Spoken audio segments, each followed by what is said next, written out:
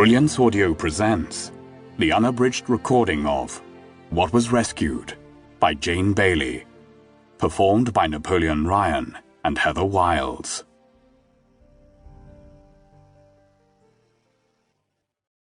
I remember the night the whales came.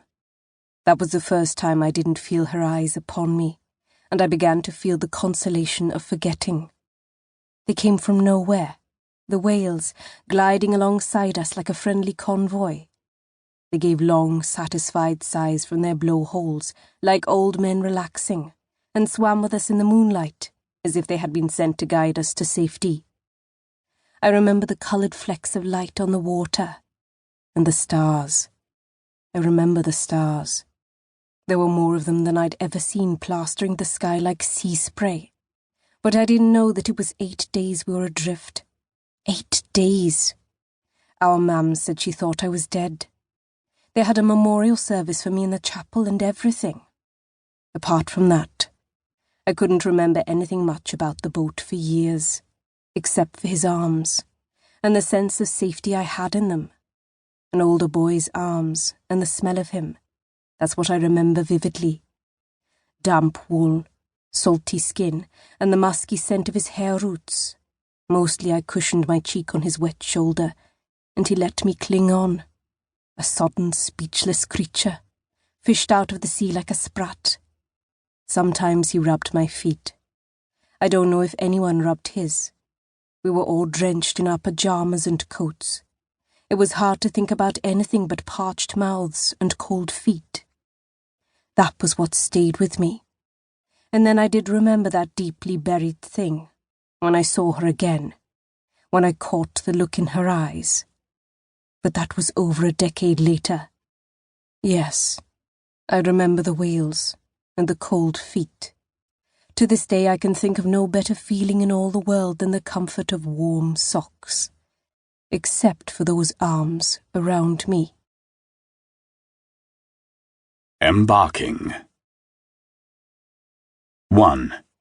Arthur. When Dora found me after all those years, I should have guessed something was being held back. What could have been an extraordinary meeting was, in fact, markedly strained.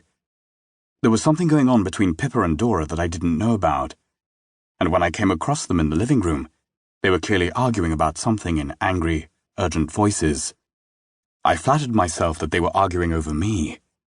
I thought that maybe Dora's arrival out of the blue had sparked some jealousy in Pippa. If I'm honest, I was touched. Thrilled, actually.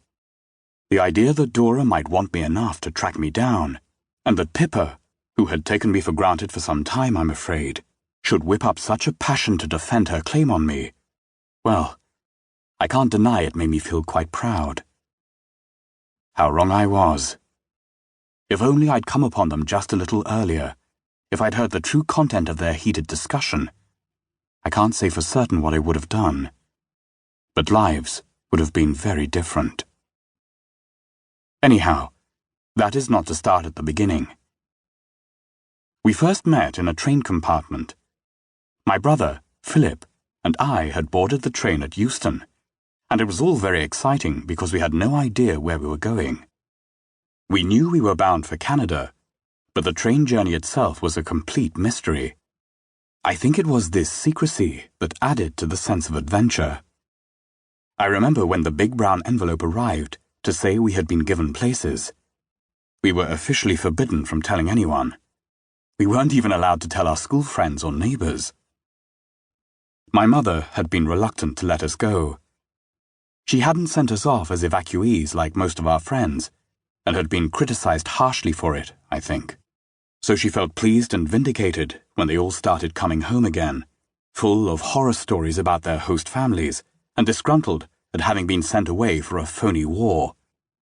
But then, of course, in that late summer of 1940, the most terrible bombing raids began over London. We hadn't seen anything like it before. Dad got us all out building an Anderson shelter.